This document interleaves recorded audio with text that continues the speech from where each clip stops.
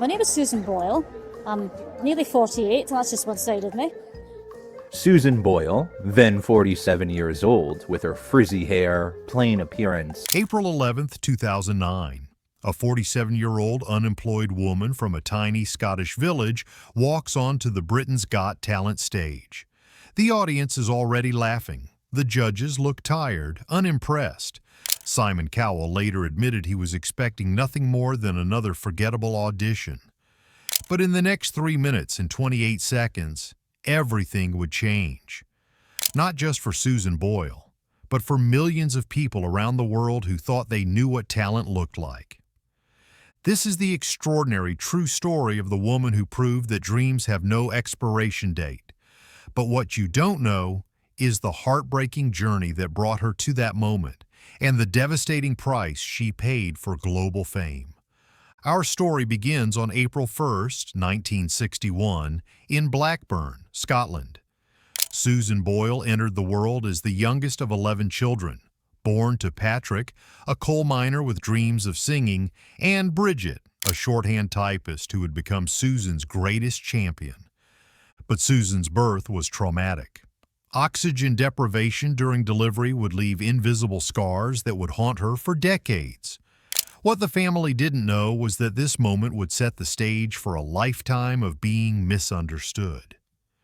School became Susan's personal hell. While other children learned and laughed, Susan struggled with undiagnosed learning disabilities. Her classmates nicknamed her Susie Simple. Teachers were harsh. She was different, and in a small Scottish town in the 1970s, different meant target. But there was something else, something that would make her school years even more torturous. Susan suffered from epilepsy, but in those days, it was barely understood. She would collapse in class, and when she regained consciousness, she'd find herself surrounded by cruel laughter. At home, her father Patrick would dismiss her struggles, calling her touchy when she sought help. Her parents alternated between overprotection and neglect, never quite knowing how to handle their youngest daughter's complex needs. But there was one place where Susan found peace. In the church choir, her voice soared above the congregation. It was here, in this sacred space, that a spark of hope remained alive. By the time Susan left school, the world had already counted her out. With minimal qualifications and unrecognized disabilities, job after job rejected her. She briefly trained as a cook at West Lothian College, but even that lasted only 6 months. Application after application was denied. Susan cycled through government training programs, but nothing stuck. For most people, this would have been devastating. For Susan, it was simply life as she knew it. As her siblings moved away and built their own lives, Susan found herself in an increasingly small world. When her father Patrick died, she became the sole caregiver for her aging mother, Bridget. Her only companion was her 10-year-old cat, Pebbles. But Susan's faith never wavered. As a devoted Roman Catholic, she continued singing in the church choir and volunteering with elderly members of her community. From an unknown woman from a small Scottish village to a multi-million album-selling singer, she became the poster girl for Don't Judge a Book by its cover. She lived by values of forgiveness and selflessness, famously declaring during her later audition that she had never been kissed. Despite everything, music remained her refuge. Susan would perform at local venues, sharing her voice with anyone willing to listen. These small performances were her only outlet for the extraordinary talent that lay dormant within her. For decades, this was enough, until one conversation changed everything. Bridget Boyle had always believed in her daughter's voice. As Susan's mother lay dying in 2007, she made one final request.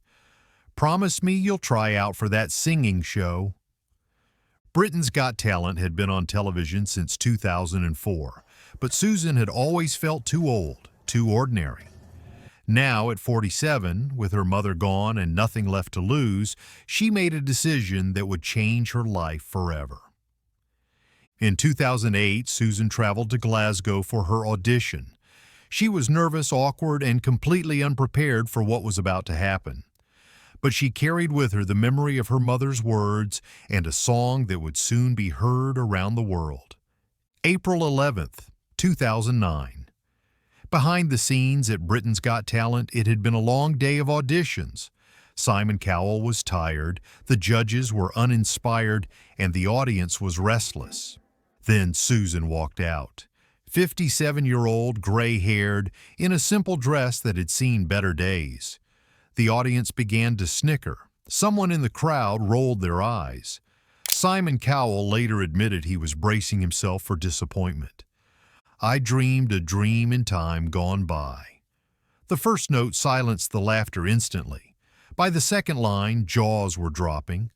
By the chorus, 2,000 people were on their feet in thunderous applause. Simon Cowell's mouth hung open. Piers Morgan was speechless. Amanda Holden had tears in her eyes. In 3 minutes and 28 seconds, Susan Boyle had shattered every preconception about talent, age, and appearance. Backstage, crew members were crying. Hardened television professionals who had seen it all were witnessing something truly magical. This wasn't just a good audition, this was a moment that would define a generation. Within hours, Susan's audition was uploaded to YouTube. What happened next was unprecedented. The video gained 100 million views in just 1 week, becoming the most watched clip in YouTube history at that time. From Hollywood to Tokyo, from New York to Sydney, everyone was talking about the Scottish woman who proved that dreams have no expiration date. Celebrities like Demi Moore and Ashton Kutcher shared her video. Late-night talk shows played it on repeat. Susan's quiet life in Blackburn was shattered overnight. Media trucks lined her street, photographers camped outside her door. The woman who had lived in anonymity for 47 years was suddenly the most famous person on the planet. Though she finished second in the competition to dance group diversity, Susan's real victory was just beginning. Her debut album, I Dreamed a Dream, released in November 2009, broke every record imaginable. 2 million copies sold in the first week. It became the fastest-selling debut album by a female artist in history. Amazon reported it as their most pre-ordered album ever. Susan Boyle had gone from unemployment to millionaire status in a matter of months. But fame came with a devastating cost that no one had prepared Susan for. She told The Guardian, "I thought I had a more serious illness and couldn't function properly. Now I have a clearer understanding of what's wrong, and I feel relieved and a bit more relaxed about myself." The relentless schedule, the constant media scrutiny, the pressure to maintain a perfect image, it was too much. Following the show's finale, Susan suffered a complete emotional and physical breakdown that required immediate hospitalization. On the night of the finals, concerning behavior at her London residence prompted staff to call police. Susan was admitted to a mental health facility as the news of her collapse became international headlines. The incident sparked a fierce debate. Had Britain's Got Talent prioritized ratings over Susan's well-being? Critics accused the show of neglecting her mental and physical health. An investigation was discussed, though never formally pursued. For Susan, it was a wake-up call. Fame wasn't the fairy tale she had imagined. It was a complex, often cruel world that could build you up and tear you down in the same breath. In 2013, at age 52, Susan received news that would finally make sense of her entire life. After decades of being mislabeled as having brain damage, she was correctly diagnosed with Asperger's syndrome. It was a relief, Susan later told The Guardian. I had been made to feel stupid for so long. Finally, I understood why I was different. The diagnosis brought both closure and heartbreak. Closure in understanding herself, heartbreak for the lost years of misunderstanding. But 2013 brought more challenges. Susan was also diagnosed with type 2 diabetes, forcing her to give up her beloved chocolate and dramatically change her lifestyle. Managing diabetes while processing her autism diagnosis proved overwhelming. Then came 2020.